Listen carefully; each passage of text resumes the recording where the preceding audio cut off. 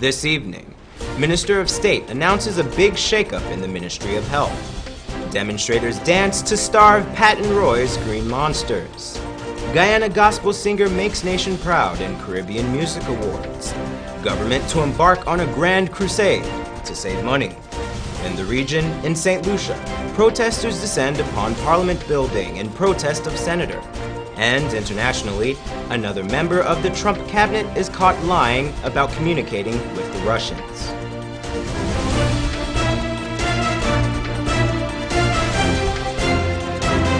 From Safe TV headquarters in South Rival Gardens, this is Safe TV Headline News with George Gonzalez. Headline News is now being streamed live on our YouTube channel, as well as our website, safetvguyana.com. Join us. After being weighed in the balance and found wanting, the verdict is out. Permanent Secretary of the Ministry of Public Health, Trevor Thomas, has been removed from his position effective March 1st, 2017. Minister of State and Cabinet Secretary Joseph Harmon made the announcement at his post-cabinet media briefing on Thursday. Andrew Weeks has more. The courses of action were taken. The Permanent Secretary, there was a recommendation that the Permanent Secretary be removed from that office, and therefore with effect from the 1st of March 2017, the Permanent Secretary has been removed from that office from the 1st of March. Minister of State and Cabinet Secretary Joseph Harmon. The Board of Inquiry report that was conducted by Assistant Commissioner of Police retired Winston Cuthbert had recommended to President David Granger the removal of Trevor Thomas. The report had investigated a leak of information on the procurement of drugs at the Ministry of Public Health, found worrying instances of conspiring with suppliers last year. Based on the 3 weeks of investigation, the Commission of Inquiry recommended that Thomas be removed for failing to effectively carrying out his duties. He was also accused of being willfully evasive and deceptive during the testimony of the Board of Inquiry. In simple words, he lied to the Commission profusely. Minister Harmon also told the press that Minister of Health Walter Lawrence has gone on a campaign to clean up the mess within the health sector. There's several other consequential recommendations that were made, and the Minister of Public Health has actually started taking actions on some of them. She's actually gone around to some of the units where procurement is taking place and actually seen for herself what is happening, and therefore you can expect some radical changes taking place where those things are concerned. When the news broke in the press room, a number of questions were being raised by reporters. One of them was if Mr. Thomas was fired or just removed. Harmon said, well, his service is terminated as Permanent Secretary is terminated. Is he still in the public service? That is, he will still be in the public service. Where will he be going? I can't tell you that right now, but I know that his service as the Permanent Secretary is being terminated. Has a replacement been found? Well, at present, the Deputy Permanent Secretary who is there is basically acting up. Well, Mr. Harmon was not done yet. Trevor Thomas' removal as Permanent Secretary within the Ministry of Public Health has now started a wave of scrutiny across the government ministries in the country where conduct of Permanent Secretaries are concerned. Here is Minister Harmon with this bombshell statement.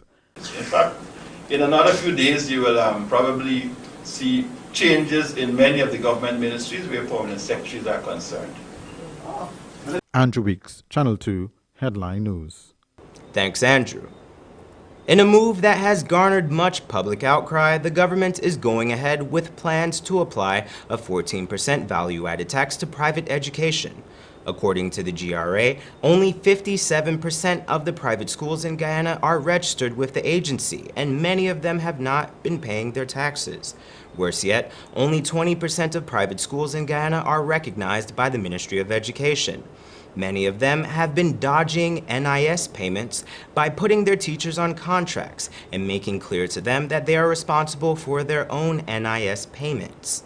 Many of the schools in question have not even filed their taxes in years. Do not submit returns for the employees. In fact, what they do is tell the employee that they are contracted and they're responsible for the PAY and the NIS. They don't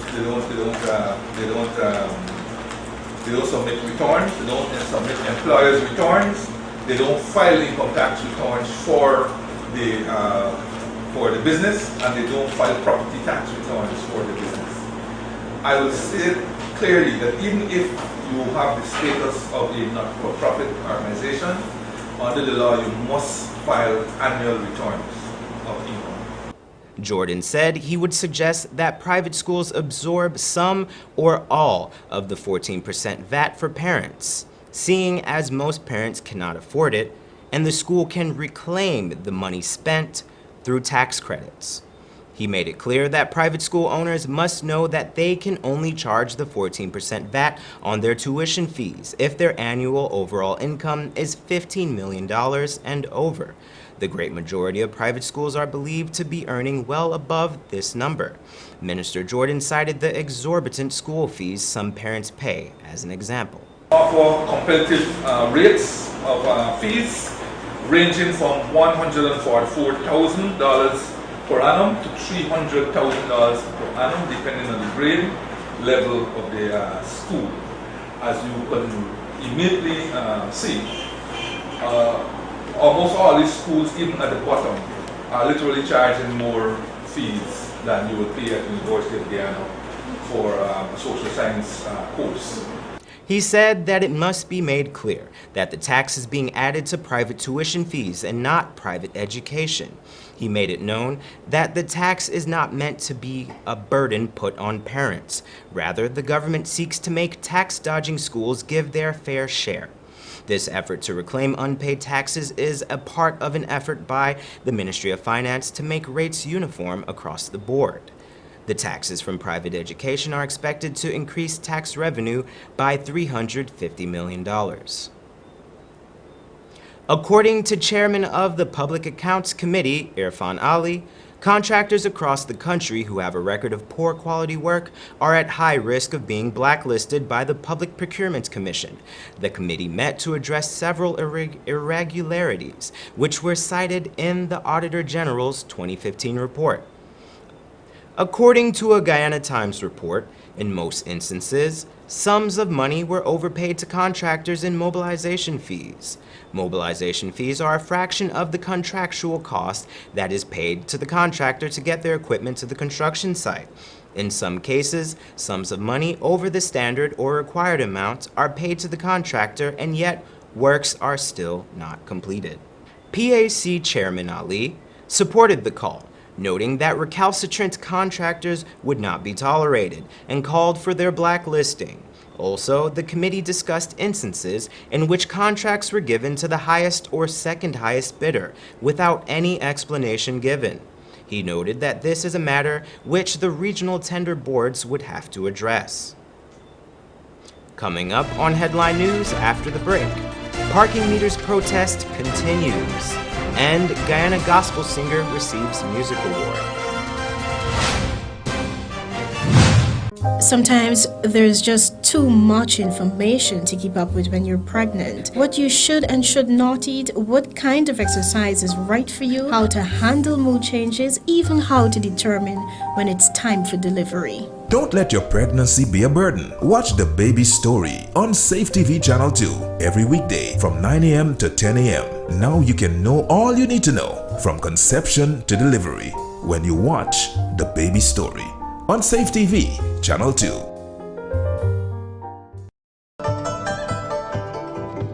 It's always fresh, tasty, enticing, and the best in town. Served hot from our experienced chefs. Come and enjoy our daily meals with a wide and delicious menu to choose from. Also a wide variety of pastries and dessert.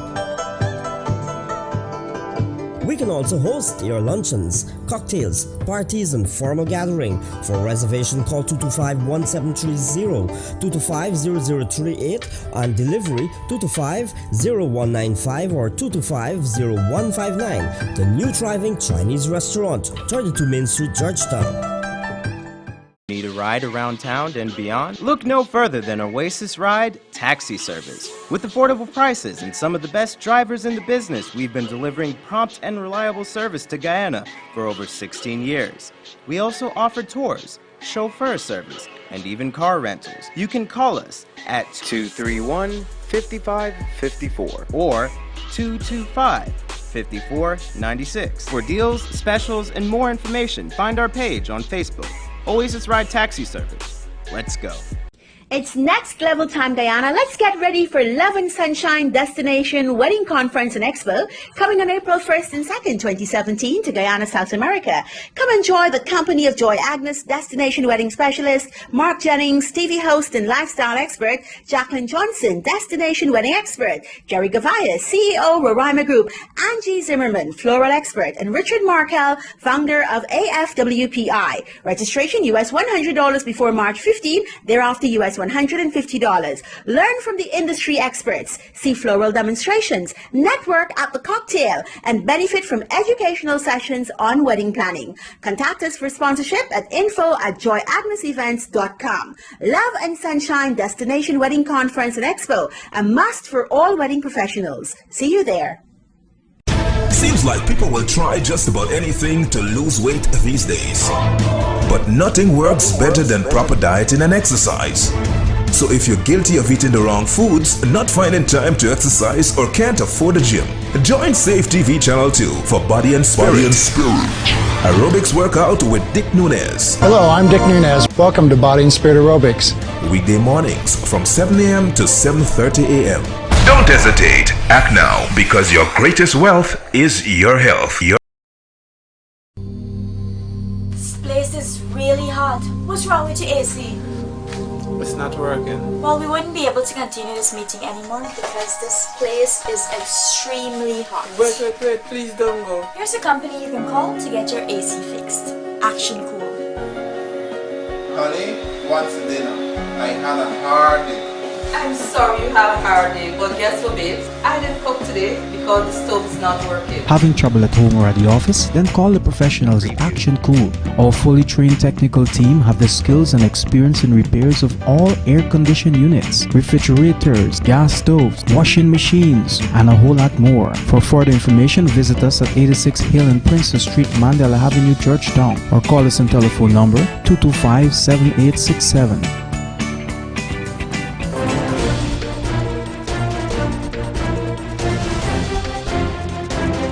The Guyana government is strapped for cash, and in the coming days will be introducing a number of austerity measures, including recycling stationary items and saving on electricity, and at the same time on bended knees praying for a miracle to see the Public Sector Investment Program, or PSIP, and housing projects to do the trick to kickstart the economy. Andrew Weeks reports. It means that you have to be a little more careful in how you spend your money to make sure that it lasts. It means that you have to reuse envelopes. You have several measures which we will circulate to government ministries on how they can cut back on expenses. When you leave a room, you don't leave an air conditioner running, you don't leave lights running and all of these things. So there are practical measures which will be used by the government to ensure the austerity that I'm talking about, and that the monies which you have, that it lasts you longer, and that you don't have to go back later on in the year for supplementary and things like that. So it is really about being very sensible and using the resources which you have to the best of your ability. Minister of State Joseph Harmon, the 14% VAT on education was taking its toll on the economy, has gone up like a bat scent in the air, and the cries of the citizens may cotton the government's ear.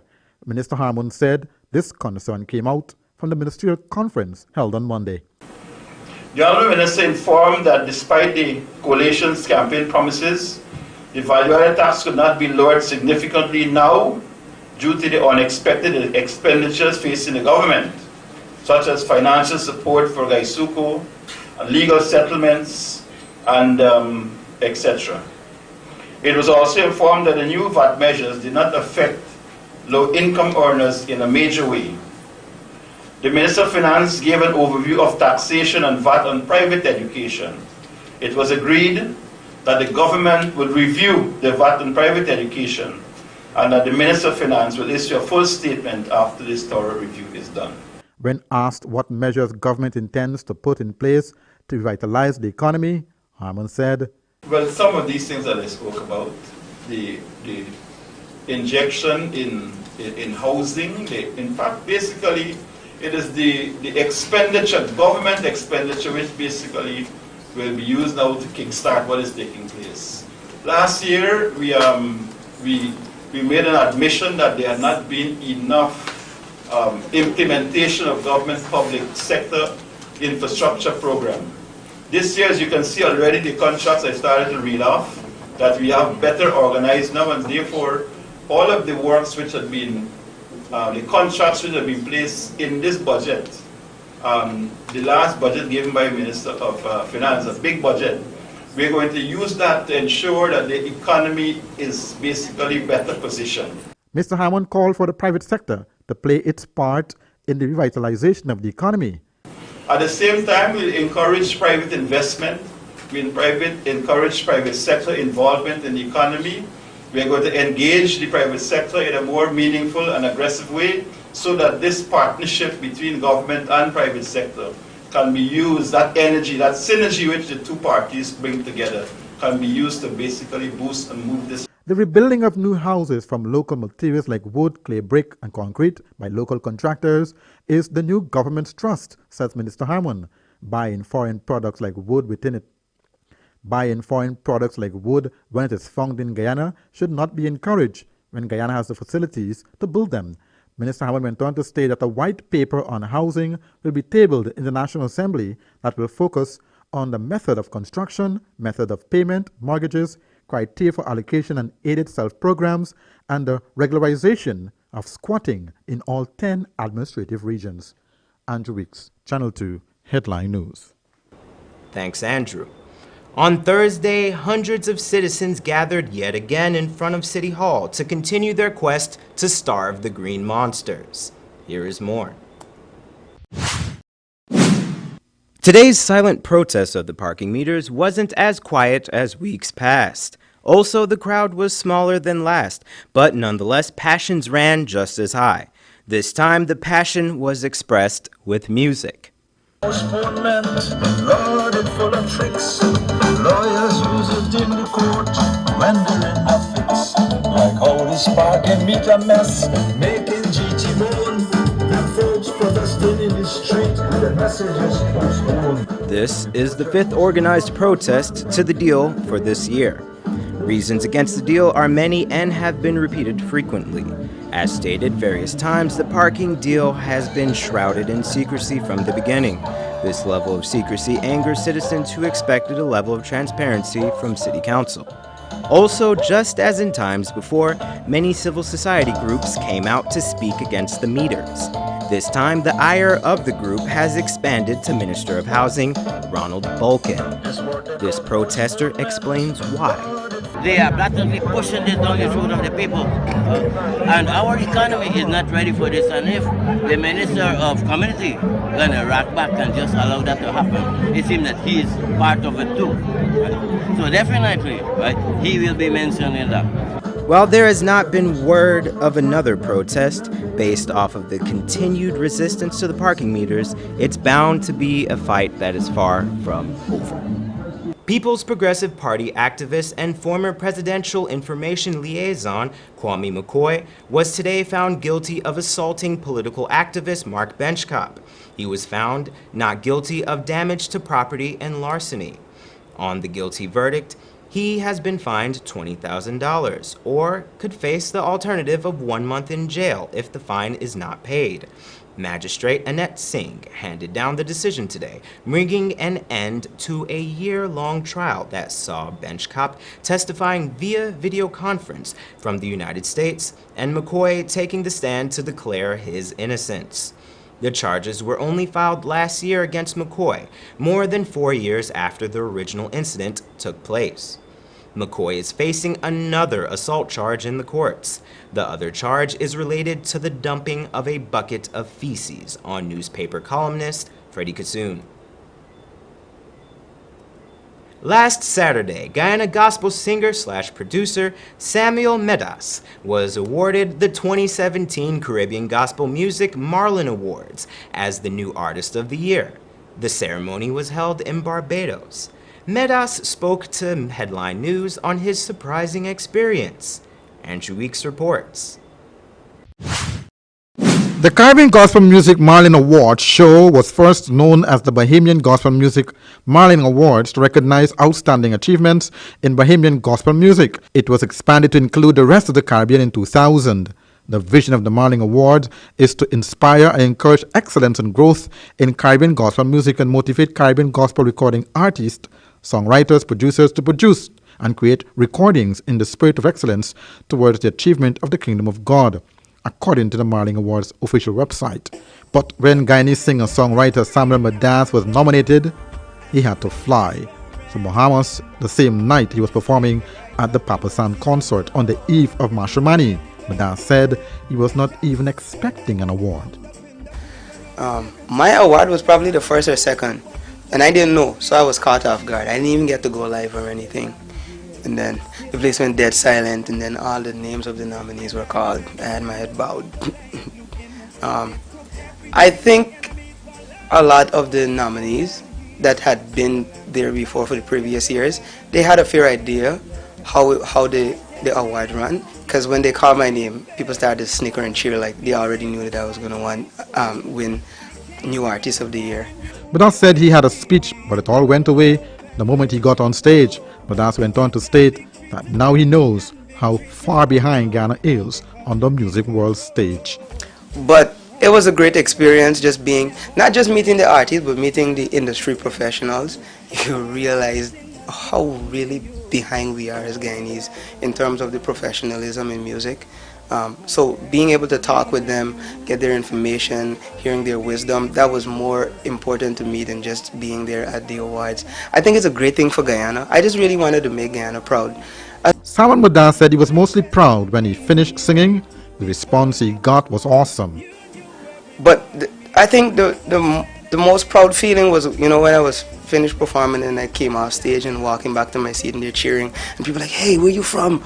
And I was just proud to say, I'm from Guyana, because no Guyanese has ever been a part of the Marling Awards, and they've been around for 20 years, and not just to be nominated, but to be awarded and to represent Guyana and give a stellar performance. Because the director of the Marling Awards, he hit me up yesterday. He's like, everybody talking about your performance and they love your attitude. So that's what was most memorable for me. But for the Marling Award, he has this word of advice from Minister of Culture and Sport, Nicolette Henry. I would like to see the Ministry of Culture, Youth and Sport place a lot more emphasis on culture. I think that's been downplayed for a long while. I would like to see tangible emphasis being placed on culture, as in the ministry getting involved in our culture being one of the main reasons people want to come to Guyana. We have so much to offer, not just in music, in the whole arts arena. I think we can change the face of Guyana and the way people see us if the ministry would jump in, and all these different big entities just invest. You might not see the return this year or next year, but in the long run, we can make Guyana a better place. With Medas making the way for Guyanese to be nominated for the Marling Awards, we here on Headline News say congratulations to Samuel Medas as he continues to shine for Jesus. Andrew Weeks, Channel 2, Headline News.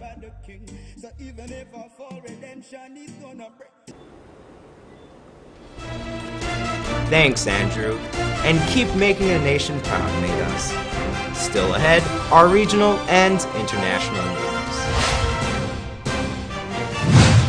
Sometimes there's just too much information to keep up with when you're pregnant. What you should and should not eat, what kind of exercise is right for you, how to handle mood changes, even how to determine when it's time for delivery. Don't let your pregnancy be a burden. Watch The Baby Story on Safe TV Channel 2 every weekday from 9 a.m. to 10 a.m. Now you can know all you need to know from conception to delivery when you watch The Baby Story on Safe TV Channel 2. Need a ride around town and beyond? Look no further than Oasis Ride Taxi Service. With affordable prices and some of the best drivers in the business, we've been delivering prompt and reliable service to Guyana for over 16 years. We also offer tours, chauffeur service, and even car rentals. You can call us at 231-5554 or 225-5496. For deals, specials, and more information, find our page on Facebook. Oasis Ride Taxi Service. Let's go. It's next level time, Guyana. Let's get ready for Love and Sunshine Destination Wedding Conference and Expo coming on April 1st and 2nd, 2017 to Guyana, South America. Come enjoy the company of Joy Agnes, Destination Wedding Specialist, Mark Jennings, TV host and lifestyle expert, Jacqueline Johnson, Destination Wedding Expert, Jerry Gavaya, CEO, Roraima Group, Angie Zimmerman, Floral Expert, and Richard Markel, founder of AFWPI. Registration US $100 before March 15, thereafter US $150. Learn from the industry experts, see floral demonstrations, network at the cocktail, and benefit from educational sessions on wedding planning. Contact us for sponsorship at info@joyagnesevents.com. Love and Sunshine Destination Wedding Conference and Expo, a must for all wedding professionals. See you there. Seems like people will try just about anything to lose weight these days. But nothing works better than proper dieting and exercise. So if you're guilty of eating the wrong foods, not finding time to exercise, or can't afford a gym, join Safe TV Channel 2 for Body and Spirit. Aerobics workout with Dick Nunez. Hello, I'm Dick Nunez. Welcome to Body and Spirit Aerobics. Weekday mornings from 7 a.m. to 7:30 a.m. Don't hesitate. Act now, because your greatest wealth is your health.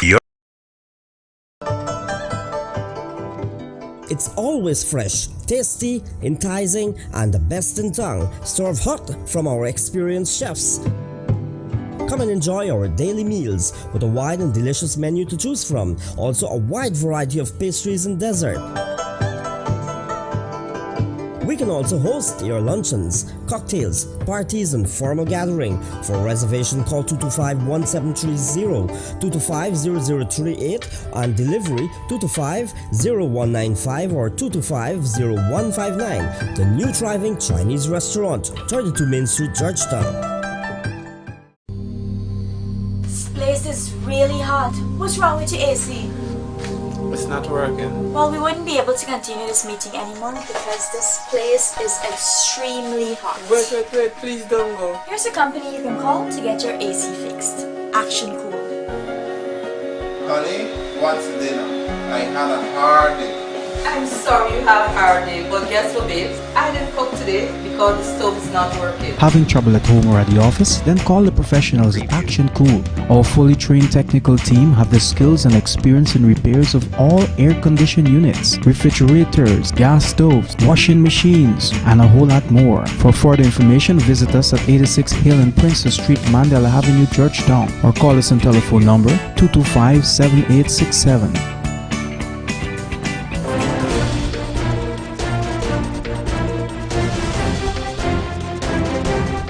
In news from the region now, in St. Lucia, a group of individuals on Tuesday converged on the House of Parliament to voice their dissatisfaction with Senator Dr. Eubaldus Raymond's attendance at the first Senate sitting for 2017. HTS News Force reports. It appears that the House of Parliament in recent times has become no stranger to protest. Just a few months after a View Fort Concerned Citizens Group and a number of other people protested the impending or the proposed DSH agreement, we have a number of women outside there apparently protesting the presence of Minister in the Ministry of Finance, Dr. Eubaldus Raymond, amid the nude pic scandals. We're going to just find out a bit of what's going on here. Our children is our future. Eubaldus must go. Why are you outside here protesting? As a parent, I have daughters, and as a minister, he showed no respect to young girls. He must go ASAP. I am tired. I am supporting the young girl because I have 3 beautiful daughters. Eubaldus must go ASAP. This was Camilla Darius, one of the 20 to 30 protesters, mainly female, outside the House. The reaction to the alleged blackmail scandal involving Dr. Raymond and the 18-year-old Kashabi Alexander has drawn the ire of a chunk of St. Lucia's female population. The protesters, which included a few men, assembled on the sidewalks of Lavery Street, loudly voicing their opposition to the minister's attendance at Tuesday's upper house sitting. Calling for Dr. Raymond's head, the protesters plan to keep up the pressure until their desire is fulfilled. It's a sign of the bad behavior of our minister, Eubalus Raymond. I too am a parent, and I don't believe that a minister who behaves that way should still be running a ministry in the government. It is wrong, it is unfair. It doesn't even matter if the young lady was 18. She was under his supervision, and instead of guiding her and trying to help her develop, he took advantage of her.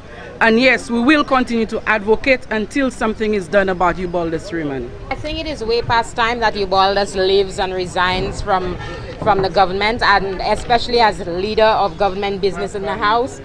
He is a bad example for a Christian, a bad example as a married man, bad example. The group outside Parliament held in their hands flyers and posters depicting their apparent distaste with the situation. The minister at the center of the controversy, meanwhile, is remaining mum until the blackmail case before the courts is completed. I said to you, I would not be answering any questions which are regarding the court. No, well, case. not the court, not the case itself, just your and resignation until the court. The Prime Minister has made his pronouncement on that, and he said that there's a court case, and then, well, depending on how the court case goes, he will decide as to what he will do, and that is the crux of the matter. But just for your personal benefit, you don't think it would be better if you stay in the background? For what? Now? I have a role to play in this government, and I'm focused on that at this point in time. Officers attached to the Special Services Unit were summoned to the scene to maintain order. Miguel Favre, HTS News Force. And internationally, Attorney General Jeff Sessions met Russia's ambassador during the election, despite telling in his confirmation hearing that he had, quote, no communications with the Russians. BBC reports. Once again, questions are being asked about one of Donald Trump's key appointments. Once again, it's all to do with Russia. The man at the center of the row, the new US Attorney General Jeff Sessions. It's claimed he had 2 undisclosed conversations with the Russian ambassador Sergei Kislyak during the Trump election campaign when he was still a senator. But it's a conversation he didn't mention at his confirmation hearing when asked whether anyone affiliated with that election campaign had contact with the Russians. Now senior Democrats, including House Leader Nancy Pelosi, say he should resign, accusing him of lying under oath. In a statement, Mr. Sessions said, "I never met with any Russian officials to discuss issues of the campaign. I have no idea what this allegation is about. It is false." It comes just weeks after former National Security Advisor Michael Flynn was forced to resign after he misled the White House about conversations again with the Russian ambassador to the US, allegedly regarding sanctions against Moscow. In a further twist, US lawmakers in the House of Representatives have announced they will investigate possible contacts between Moscow and President Trump's campaign after claims the Kremlin worked to help him defeat Hillary Clinton. We do need to have some scrutiny put onto the Russian government, and we do need to know if there are any Americans that are talking to the Russians and anybody connected to the Russian government or Russian agents.